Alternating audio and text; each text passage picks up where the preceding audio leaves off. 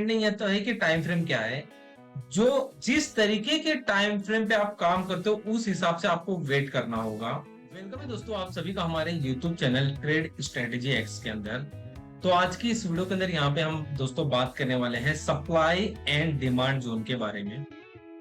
ये एक ऐसा कॉन्सेप्ट है, अगर आप इसके ऊपर काम करते हो तो एक अच्छा डिसेंट प्रॉफिट निकाल सकते हो।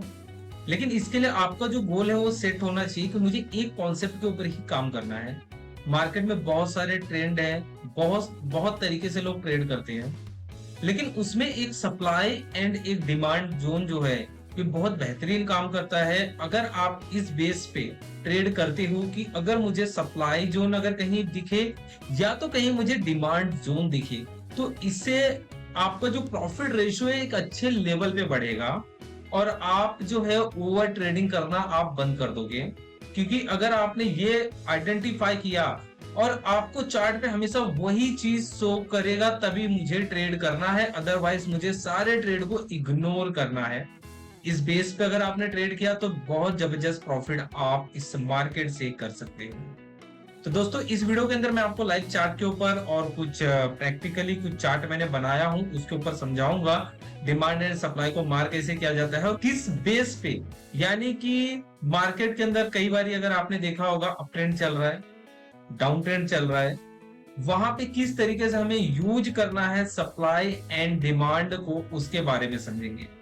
दोस्तों कोई भी स्ट्रेटेजी 100% वर्क नहीं करता, कहीं ना कहीं उसका जो रेशियो होता है 90%, 80%, 70% इस द काम करता है। लेकिन सप्लाई एंड डिमांड का जो एक है ये 80 to 90% तक ये काम करता है और कहीं ना कहीं आपकी ट्रेडिंग की हैबिट को इंक्रीज करता है। तो आज की वीडियो के अंदर यही सब हम चीजें समझने वाले हैं। अगर नए हो तो चैनल को सब्सक्राइब कर लो और आपके ओपिनियन कुछ भी हो, अगर आपको किसी बेस में वीडियो चाहिए तो आप मुझे कमेंट बॉक्स के अंदर मैसेज कर सकते हो, मैं आपके लिए वो वीडियो वहां पे प्रोवाइड कर दूंगा। तो चलिए यहाँ पे स्क्रीन की तरफ और एक एक पॉइंट को इजिली हम यहाँ पे समझते हैं। तो यहाँ पे दोस्तों एक चार्ट आप लोग को शो करता रहेगा डिस्प्ले के ऊपर, जहाँ पे हमने एक बेयरिश ट्रेंड एंड एक बुलिश ट्रेंड और ट्रेडिंग के कुछ रूल्स मैंने यहाँ पे लिखा हूँ, trading rules bearish and bullish, बस इतने ही। बाकी मैं सारा चीजें आपको यहाँ पे एज ए वीडियो के अंदर बताने वाला हूँ। इसके ऊपर हमें वर्क कैसे किया जाता है। सबसे पहले मार्केट के अंदर दोस्तों दो ट्रेंड होते हैं, आप सभी को पता है, एक बुलिश ट्रेंड और सेकंड एक बेयरिश ट्रेंड। बेयरिश में जब मार्केट एक लेवल से पर्टिकुलरली कोई बड़े लेवल से अगर मार्केट गिरता हुआ हमें दिख रहा है तो हमें हमेशा छोटे टाइम फ्रेम या बड़े टाइम फ्रेम जैसा भी रहे, डिपेंड नहीं है तो है कि टाइम फ्रेम क्या है, जो जिस तरीके के टाइम फ्रेम पे आप काम करते हो उस हिसाब से आपको वेट करना होगा। अगर आपको 5 मिनट के ऊपर अगर ऐसा सप्लाई जोन कहीं पे शो करता है तो 5 मिनट के हिसाब से ही आप ट्रेड पंच करोगे और वहीं पे जो न्यू पे सपोर्ट होगा वहीं पे आपका प्रॉफिट बुकिंग हो जाएगा। और ये बड़े टाइम फ्रेम के हिसाब से बड़ा कुछ आपको देखना पड़ता है। सेम उसी तरीके से ये बुलिश ट्रेंड है। अब मार्केट में एक लॉजिकली मैं आपको बताता हूं, जस्ट एग्जांपल, ये हम एक लाइन दो ड्रॉ किए एंड ये बहुत टॉप लेवल से मार्केट गिर रहा है। हाँ, हमको दिख रहा है कि गिर रहा है मार्केट और हमने एक रेजिस्टेंस और एक सपोर्ट को ड्रॉ करके रखा है। ये हमारा रेजिस्टेंस एरिया हो गया, ये सपोर्ट हो गया। हमें पता है कि मार्केट यहां से लेके यहां तक आएगा। इसके ऊपर बकायदा मैं एक और वीडियो बनाने वाला हूं कि कैसे हम पता करें और उस ट्रेंड के अंदर कि मार्केट यहां से लेके यहां तक आने के लिए मार्केट कुछ भी कर सकता है। इतने पैटर्न बना बना के आपको बाय करवा देगा कि मार्केट आसानी से नीचे आ जाएगा। उसके ऊपर मैं एक वीडियो बहुत ही एक अच्छा लाने वाला हूँ बहुत कम समय में। अब इसके बाद मार्केट यहां से लेके यहां तक आना है, हमें पता है, हमने ड्रॉ करके पहले से बैठा है।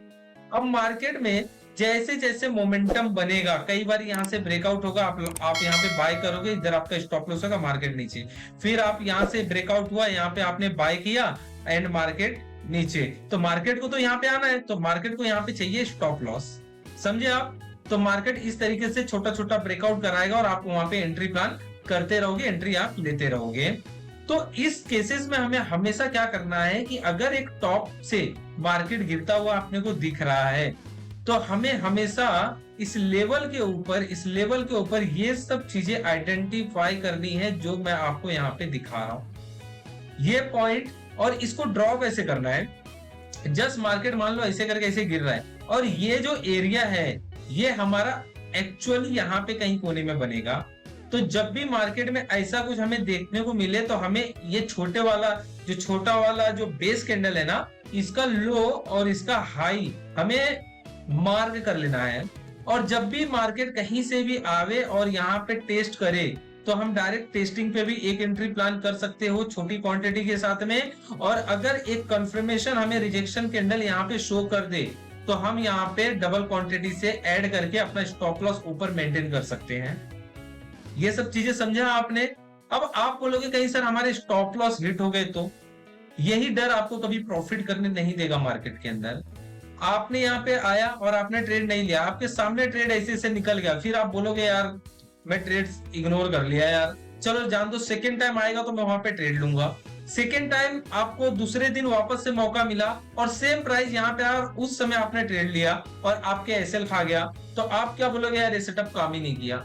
तो इसीलिए मैं बोल रहा हूँ 10 ट्रेड में से 7 से 8 बार ये काम करेगा, 2 बार आपका फेलियर होगा। बहुत ज्यादा अगर आपको एक्सपीरियंस हो गया तो आप वो फेलियर को भी पहचान जाओगे आने वाले समय में। बट जब भी ट्रेड मिले हमें अपने रिस्क और रिवॉर्ड को मेंटेन करते हुए ट्रेड को पंच करना है। वो लॉस दे प्रॉफिट दे उससे हमें कोई मतलब नहीं है। अब दूसरी केसेस में कई बारी आपको यहाँ पे ग्रीन कैंडल भी शो करेगा, उसके बाद वाला कैंडल रेड हो जाएगा, तो भी हमारा सप्लाई जोन है। और सेम मार्केट चढ़ते समय ऐसा कैंडल बना तो भी हमारा सप्लाई जोन है, छोटा वाला है। कई बार एक कैंडल गिरता है फिर एक छोटा कैंडल, उसके बाद एक कैंडल गिरता है, तो हमारा ये बीच वाला एरिया जो रहेगा ये सप्लाई जोन होगा। समझे आप।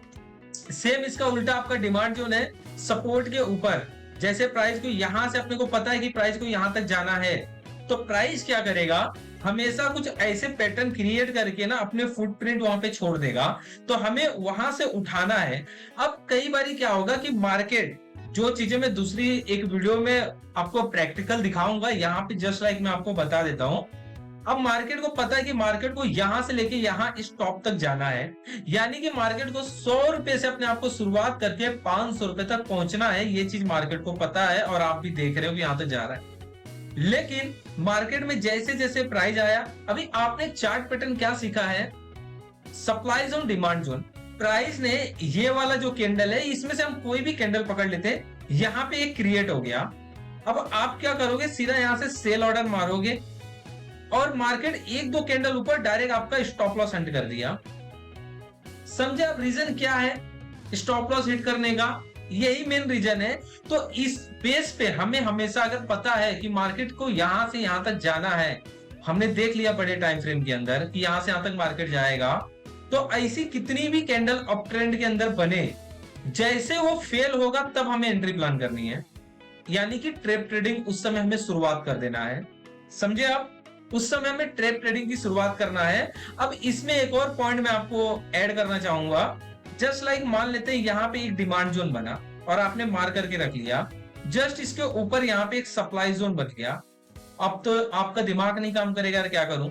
जब भी मार्केट अप ट्रेंड में डिमांड जोन के पास आया तो हम खरीद लेंगे, ओके, हम तो बाय करेंगे ही करेंगे।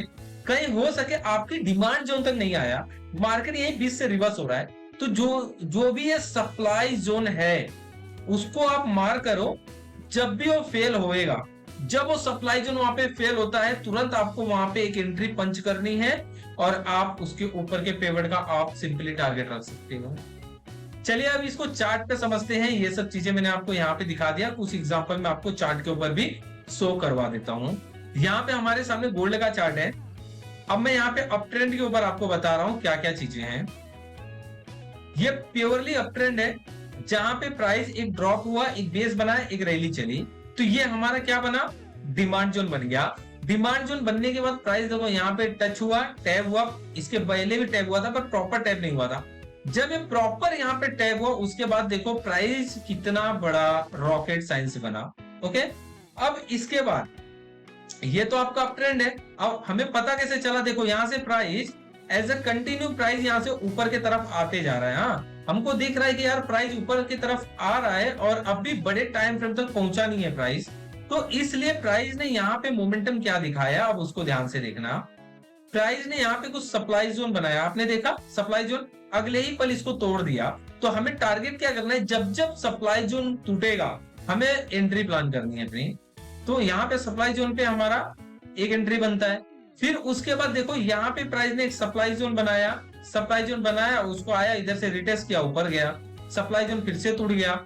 अब वापस से हम यहाँ पे कुछ देखते हैं सप्लाई जोन, ये अप ट्रेंड है। अप ट्रेंड में आपको हमेशा सप्लाई जोन के ऊपर ट्रेप करना है, आपको उल्टा चाल चलनी है मार्केट में। ओके, अब यहाँ पे देखना, ये सप्लाई जोन यहाँ पे भी एक क्रिएट हुआ, ये भी प्राइस जस्ट अभी, सॉरी इसको मैंने दिखाया आपको, यहाँ पे भी देखो मार्केट ने यहाँ पे एक सप्लाई जोन क्रिएट किया एक छोटा सा, देन मार्केट डायरेक्ट ऊपर। तो कई बारी आप हमेशा इस ट्रेप में फंसोगे, इसके लिए जरा सा मैं आपको एडवांस बता दिया। अब यहाँ पे हम देखते हैं डिमांड जोन, हमने ये मार्क किया, प्राइस इस डिमांड जोन तक आया, यहाँ तक आया नहीं, यानी कि ये अभी एक्टिवेट है, हमने छोड़ दिया। इन फ्यूचर कभी आएगा तो हम यहाँ पे बाय का प्लान करेंगे। ओके, तो इस तरीके से हमेशा आपको डिमांड जोन ढूंढनी है। अब यहाँ पे देखो, ये जो पहला है आपका डिमांड जोन है, मार्केट आया, इसको टैप किया, मार्केट ऊपर गया, यहाँ पे वन टाइम में आपको फर्स्ट टारगेट दिया, मार्केट अगेन आया, फिर इधर टैप किया, फिर टैप करने का रीजन क्या था मार्केट का, यहाँ पे भी एक डिमांड जोन आपका छोटा सा क्रिएट हो चुका है, इसलिए मार्केट वापस गया। चलो और हम कुछ एग्जांपल देखते हैं। तो ये दो चार चीजें मैंने दिखाया, कुछ आपको मैं बेरिस का भी दिखा देता हूं, बेरिस मार्केट के ट्रेंड को। अभी यहाँ पे देखना, मैं मार्क करके रखा हूं, ये एरिया जो है यहाँ पे सप्लाई एंड डिमांड का काम हुआ, यानी कि सप्लाई जोन क्रिएट किया, देन मार्केट यहाँ पे टैप किया और डायरेक्ट सडनली गिरना चालू किया। ओके, अभी आप बोलोगे सर ये हो सके कहीं मार्केट में आप बता रहे हो, ये हम कैसे आइडेंटिफाई करो, तो देख पा रहे हो आप, एक बड़ी रैली ऑलरेडी यहाँ पे चली हुई है, और अगर आप इसको मैच करोगे तो कोई बड़े टाइम फ्रेम से ये टक्कर लेता रहेगा। अगर प्राइस देखो यहाँ से एक बार गिरा हुआ है, यानी कि एक हाई लेवल से मार्केट गिर रहा है, तो हाई लेवल से हमें सप्लाई जोन ही ढूंढना है, डिमांड जोन ढूंढना बंद कर देना है वहां पे, क्योंकि डिमांड जोन ज्यादा वहां पे काम नहीं करने वाले हैं, जैसे अभी आपने देखा। अब यहाँ पे मार्केट देखो, यहाँ पे एक सप्लाई जोन बनाया, लेकिन मार्केट यहाँ पे आया नहीं, हमने मार्क करके रखा। अब मैं आपको दिखाता हूँ, यहाँ पे देखना, यहाँ पे एक डिमांड जोन बना, अगर आपने इस डिमांड जोन पे एंट्री प्लान किया तो यहाँ पे आपका अगले पल एसएल गया।